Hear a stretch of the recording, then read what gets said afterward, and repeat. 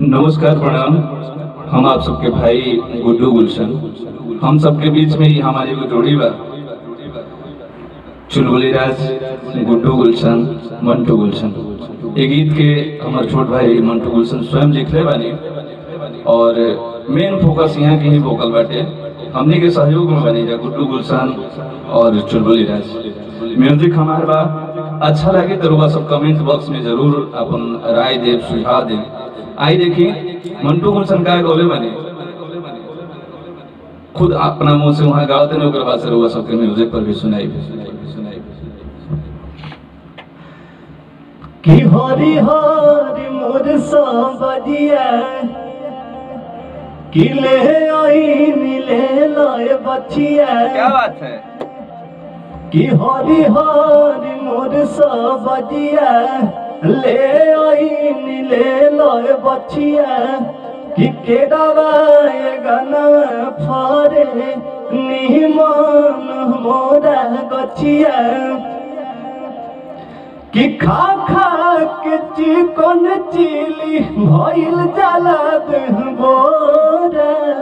क्या बात है, क्या बात है। कि ले लो परोरा, ले लो परोरा, ले लो परोरा गोरी खोली के झोरा। आ ले लो परोरा, ले लो परोरा। आइए हम लोग गाते हैं म्यूजिक के साथ में। हरी हरी मोर सांबजिया ले लो ले आईनी बचिया। क्या बात है। घेरा बाए गाना परवल निमन करे मोर गछिया। खाई खाई चिकन चिली भइल जाला देह बोरा। एली आनेनुआ बैगन भिंडी करैला ये परोरा ले आए हो। ले लो परोरा, ले लो परोरा, ले आए भिंडी बैगन परोरा। ले लो परोरा गोरी खोली के झोरा। ले आई सस्ता का माल रास्ता में लइका खाई जवान होई बूढ़ खाई सयान होई। ले परोरा ले लो ना ले लो हाली ओढ़नी चीतार के। ले लो ना ले लो हाली ओढ़नी चीतार के। देह होरी दुबरनी मन लगबू भातार के। देह होरी दुबरनी मन। हे भगवान लगत आज हमर कहनियो ना होई का हाय सोचन विचार हाली झोरा बच्ची तारा खै बुझट देना बनी से हटावर जा। देहनी खराई होटा जाई ललाई सारा मिली विटामिन एक फटावर जा। अरे ते कह जाता रे मालू की सब्जी लेके आते हैं। सब्जी लेबे तेही जइबे। अले परोरा रे ना दीदी रही बोल घर ही बा। काहेला बोले न चिल्लाई हो। आप सबकी अपनी चहेता दीदी भाई हो। काहेला बोले न चिल्लाई हो। धनी तुम्हारे दीदी भाई हो। मंटू गुलशन ना वैसे तू पीटो ढोरा। पट्टा पड़ी तोरे खातिर तो आज बनी उतर सब्जी बेचे खातिर आऊ। ले लो परोरा, ले लो परोरा, ले लो परोरा गोरी खोली के झोरा। तो ये हमन के एगो छोट प्रयास बा। बहुत जल्दी ये गाना रिलीज होखे वाला बाटे। तो एगो भइल है कि रउआ सबके तनी डेमो दिया जाओ कि रउआ सबके का अपन सुझाव बा, का राय बा। तो रउआ सब अपन राय सुझाव जरूर देहब। छोट भाई हमार मंटू गुलशन, हम रउआ सबके बड़ भाई, छोट भाई, रउआ सबके प्यार, रउआ सबके दुलार, आप सब हमार अभिभावक। सबसे नहीं हो रहा बा कि जे भी हमारे चैनल के सब्सक्राइब नहीं कैले, रउआ सब हमारा चैनल के सब्सक्राइब कर ली। हमारा एडी म्यूजिक भोजपुरी के एगो प्रयास बा कि कुछ अच्छा होखे। ई रउआ सबके बेटी, रउआ सबके चहेता, रउआ सबके प्यार दुलार चुलबुली राज। तो रउआ सबसे निवेदन बा कि ई गाना बहुत जल्दी रउआ सबके बीच में ऑडियो वीडियो दोनों रिलीज होके जा रहल बाटे। तो रउआ सब जल्दी से चैनल के सब्सक्राइब कर ली।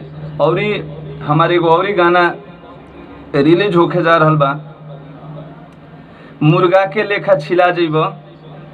ओकर भी ट्रेलर एक थे रुआ सबके बीच में हमार भाई देता रहे किंग बगाना।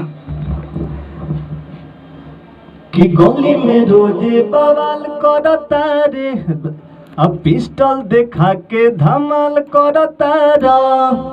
कि गली में रोजे बवाल करता रा, पिस्टल देखा के धमाल करता रा। ताय अभियो से सुधारी दथुरा जाइबा,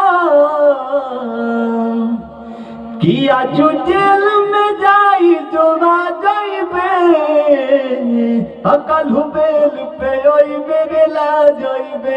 आजू जेल में जाई जोड़ा जाइबे, कलहु बेल पे ओइबे रे ला जाइबे। बुझिए और नाम जोगिया। तो बहुत हमनी के मने अच्छा अच्छा गीत लेके आ रहल मंजा, जैसे फुहड़ पाथर ना रही, रोमांटिक गीत रही। तो रुआ सबसे निवेदन बा कि रुआ सब ये तीनों जोड़ी के अपन दुलार प्यार आशीर्वाद दीही। और म्यूजिक में एक छोटा सा प्रयास बा, प्रयास करतनी जौन भी कमी हो रुआ सब कमेंट बॉक्स में जरूर लिख के बताइब कि है चीज़ के कमी बा, वोकल में कमी बा, म्यूजिक में कमी बा। लेकिन सबसे पहले रुआ सबके बता दी, आज जौन कुछ भी हम बानी, जो कुछ भी करतनी, हमारे भगवान हमारे ठाकुर जी,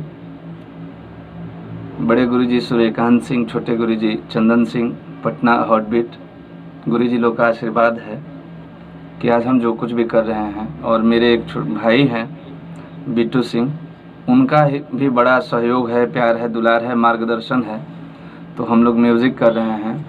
और मेरे बड़े गुरु भाई हैं विकास भैया, आज हम म्यूज़िक कर रहे हैं, उसमें बहुत ज़्यादा सहयोग है, आशीर्वाद है, प्यार है, दुलार है। श्रेय जाता है हमारे गुरुजी को, सूर्यकांत सिंह, चंदन सिंह, बड़े भाई गुरु भाई हमारे विकास सिंह और बिट्टू सिंह जो हमारे परम मित्र हैं, अभिभावक हैं। इन लोगों का आशीर्वाद है, सहयोग है, माता पिता का आशीर्वाद है कि आज हम भोजपुरी में कुछ अच्छा कर रहे हैं। और आप लोग का सहयोग है तो गुड्डू गुलशन को आप लोगों ने गायक के रूप में जाना है, पहचाना है। और आने वाले कल में एक अच्छे म्यूज़िक डायरेक्टर और अच्छा प्लेबैक सिंगर, प्रयास मेरा जारी है। और अभी तक तो कुछ नहीं कर पाया हूँ, लेकिन धीरे धीरे लग रहा है कि अब मैं आप लोगों का मनोरंजन अच्छा से कर दूंगा। इसलिए एक बार पुनः इन तीनों जोड़ी को आप लोग आशीर्वाद दीजिए और हमारे चैनल एडी म्यूजिक भोजपुरी को आप लोग सब्सक्राइब कर लीजिए।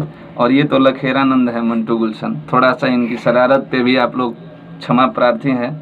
एक गाना गाए हैं लवंडिया लंदन से लाएंगे, इसके लिए हम बहुत मतलब शर्मिंदा है, लेकिन क्या करिएगा, अब छोटा भाई तो शरारत कर दिया है, तो मैं आप लोगों से हाथ जोड़ करके माफ़ी मांगता हूं और चाहता भी हूं कि आप लोग हमें माफ़ कर दीजिएगा।